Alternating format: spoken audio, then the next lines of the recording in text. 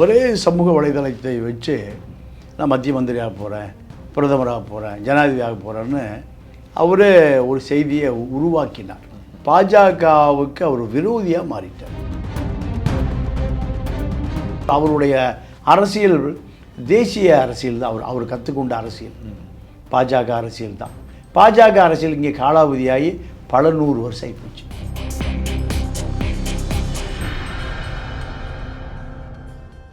அறந்தமிழ் நேயர்களுக்கு இனிய வணக்கம். நடப்பு அரசியல்கள் குறித்து பேசுவதற்கு மூத்த பத்திரிகையாளர் திரு தமிழ பாண்டியன் அவர்கள் இணைந்திருக்கிறார். சார் வணக்கம். வணக்கம் சார், பாஜக முன்னாள் தலைவர் திரு அண்ணாமலை 1 வருஷமாக அவருக்கு எந்த கட்சி பொறுப்பு எதுவும் கொடுக்கப்படலை. தலைவராக போகிறாரு, சென்ட்ரல் மினிஸ்டராக போகிறாரு அப்படின்லாம் பேச்சு உலாவுச்சு. இப்போ தனியாக கட்சி ஆரம்பிக்க போகிறாருன்ற பேச்சு ரொம்ப அதிகமாக 2 நாளாக நடந்துகிட்ருக்கு. என்ன நடக்குது சார்? இல்லை, அவர் பாஜக வெகு தூரம் அவரை தள்ளி வைத்து விட்டார்கள். அவரே சமூக வலைதளத்தை வச்சு நான் மத்திய மந்திரியாக போகிறேன், பிரதமராக போகிறேன், ஜனாதிபதியாக போகிறேன்னு அவரே ஒரு செய்தியை உருவாக்கினார். ஆனால் பாஜக அவருக்கு எந்த பதவியும் கொடுப்பதற்கும் பாஜகவுக்கு அவர் விரோதியாக மாறிட்டார். இதுவரைக்கும் மத்திய அரசு எதிர்த்து எந்த ஸ்டேட்மெண்ட்டும் கொடுத்ததில்ல. இந்த மும்மொழி கொள்கை எதிர்த்து ஸ்டேட்மெண்ட்லாம் கொடுத்துருந்தாரு. இப்போ அவர் தனிக்கட்சி ஆரம்பிக்கிற திட்டம் அப்படின்றது உறுதியாக இருக்கா? ஆமாம். அவருக்கு தமிழ்நாட்டு அரசியலுக்கு வந்த பிறகு அவருக்கு திராவிட இயக்க அரசியலை போல அவர் பல 1000 கோடி ரூபா சொத்து சேர்ந்துருச்சு. அதான் பாஜக அவர் வெளியே அனுப்பியதற்கு அதான் முழு காரணம். இப்போ அந்த சொத்துக்களை பாதுகாப்பதற்கு அரசியல் தேவை. பாஜக அரசியல் அவருக்கு பயன்படலை. பிற கட்சியில் இருக்கவங்களையே சொத்து சேர்த்தா விட மாட்டாங்களே பாஜக, இவரை மட்டும் எப்படி விடுவதற்கு வாய்ப்பு இருக்கா? ஏன்னா பாஜகவை விசாரிக்க முடியாதுல்ல, அவங்க அம்பலப்பட்டுருவாங்க. அதுதான் காரணம். பாஜகவுடைய மாநில தலைவர் விசாரணை இப்படி தானே செய்தி ஓடும். அப்போ அது பாஜகவுக்கு தான் பெரிய பின்னடைவு. அதனால் பாஜக அவர் பக்கம் வளமோ இடமோ போகாது.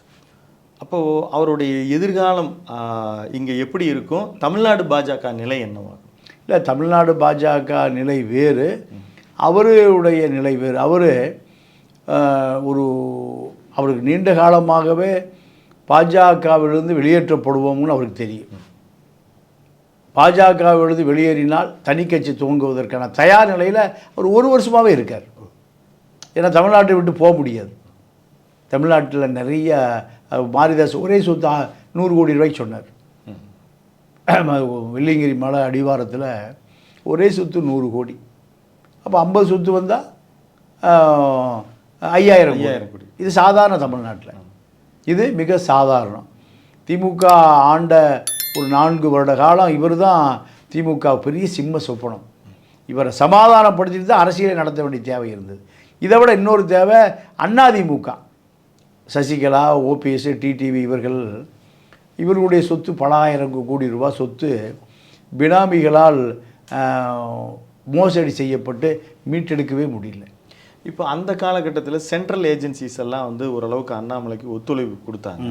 இப்போ தனியாக ஒரு கட்சி நடத்தி அது விஜய் மாதிரி புதிதாக வந்திருக்கிறோட எதிர்த்து அவருடைய அரசியல் எந்த மாதிரியான நிலை? இல்லை, அவருக்கு அதெல்லாம் தேவையில்லை.